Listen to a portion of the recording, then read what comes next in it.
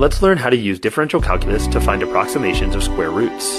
So to find the square root of 150, we first plot the function y equals the square root of x. And the goal is to find the y-coordinate when the x-coordinate is 150. At any x-coordinate a, we can plot the tangent line, which has equation L of x equals f of a plus f prime of a times x minus a. Using the derivative of the square root function, we see that L of x equals the square root of a plus 1 over 2 times the square root of a times x minus a. If we imagine a as being 144, we get the linear approximation as 12 plus 1 over 24 times x minus 144. As we zoom in, we see that the linear approximation looks a lot like the square root curve. So we can plug 150 into the linear approximation to get an approximate value of the square root of 150 to be 12 plus 1 over 24 times 150 minus 144. This is equal to 12.25, which is not too far off the actual value shown here. This process suggests this general rule for finding approximate values of square roots. Can you use it to find the square root of 267?